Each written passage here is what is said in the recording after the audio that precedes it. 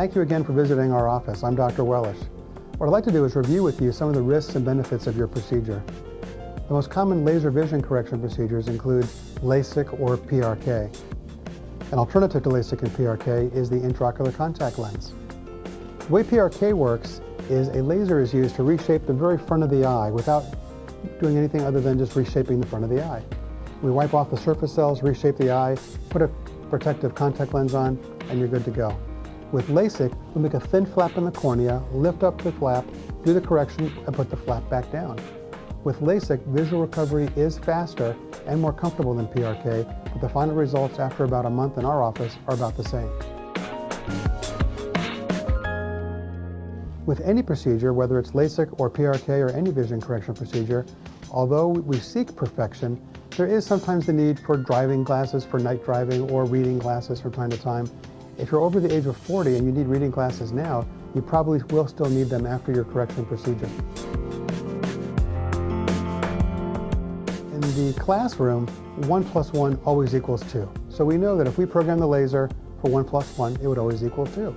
But in the real world, it's important to understand that there's biologic variability. What that means is that even though we're using the most precise technology, the most precise methods, from time to time, a small percentage of patients may have an over or under correction, and there's about a 3% chance overall of needing a laser touch-up procedure, or perhaps even needing glasses from time to time. Especially in Las Vegas, dry eye is very, very common. About 1 out of 10 of our patients who come in for laser vision correction might need more aggressive dry eye treatments, such as tear duct plugs. Dry eyes are very common, and that's why we look for dry eyes on our exam. Many patients are not cleared for surgery until weeks or months of dry eye treatment. However, once you're cleared for treatment, although the risk for dry eye persists throughout your life, our patients tend to do fine with adequate treatment. One thing that can happen after laser vision correction, though, is fluctuation of vision. It can happen in some occasion where sometimes things are clear, sometimes things are not as clear. The most common cause of that is dry eye, so if that occurs, please come in and see us afterward. Another side effect that could potentially occur with laser vision correction is sensitivity to light. When it's bright outside, or maybe even not so bright, the eyes just may be very sensitive to light. This is usually very, very short-lived, lasts for anywhere from a few days or a few weeks. If it occurs at all, it's very, very rare that it lasts longer than a few weeks. One thing that can also occur with laser vision correction is problems with night driving. About 1 to 2% of people who have laser vision correction, even with the best techniques, can complain of night vision. In the FDA study on eye LASIK, what they found was that fewer people had night vision problems after eye LASIK than had night vision problems before the eye LASIK. But even though your odds of seeing better at night are better with our procedure, there still is a risk of night vision problems even with a perfectly performed procedure. Some of the things that can occur are glare or halo or ghosting at night, ghosting around lights. This can occur in about 2% of patients. Usually it's so minimal that people don't really notice it, but in severe cases it can be very bothersome, and this is just one of the risks associated with surgery that we need to consider. On very rare occasion, less than 1 in 10,000, there can be a severe loss of vision, or even the eye itself. We've never had it happen in our office, but it's possible. Infections with the current antibiotics that we use are extremely rare, less than 0.02%, but we take it very seriously, and so we use the antibiotics before, during, and after the surgery. One of the things that comes up 1 to 2% of the time is a condition called sands of Sahara, or DLK.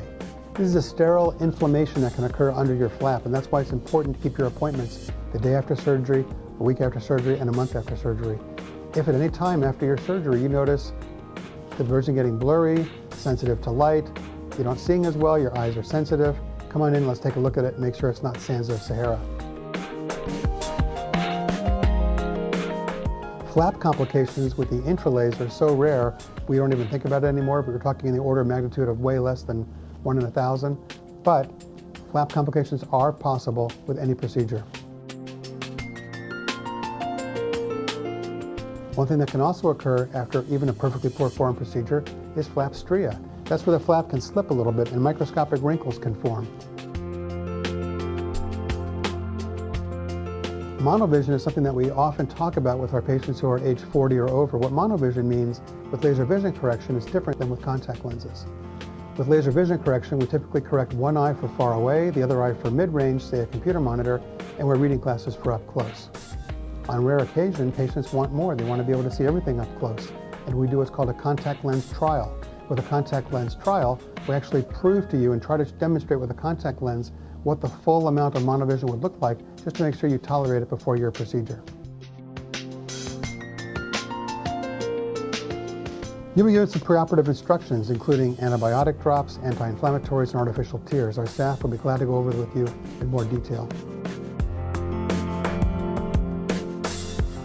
Postoperative recovery with LASIK is almost instantaneous. Patients go home, things are a little blurry, like you're looking through smoky glass for the rest of the day. Your eyes may feel gritty, like something's in there, but usually not too bad. You go home, you take a nap for a few hours, you wake up, you start your drops, and patients tell us that they oftentimes can see the TV and read some of the headlines on the TV after they wake up from their nap. By the next day, most of our patients can drive themselves to their next day appointment, but use your judgment. With PRK, expect maybe not to be able to drive for the first few days. Vision usually gets worse over the first week and then gets better and better after that. We often recommend only treating one eye at a time with PRK because unless you're sure someone can drive you around or missing work or school isn't going to be a hassle, you might want to consider letting one eye fully recover before doing both eyes. Having said that, about half our patients choose to do PRK in both eyes at the same time just to get the healing process over with. Finally, we're going to be giving you a consent form to read over and to ask questions, write notes in there, and on the day of the procedure, we'll be having you sign it and answering any further questions. This is a lot to take in, and it's a lot to cover, but we use this as an invitation to explain some things to you. We invite you to ask questions, have us explain things to you in more detail. Thank you again for choosing myself and the Wellness Vision Institute. We look forward to talking to you soon.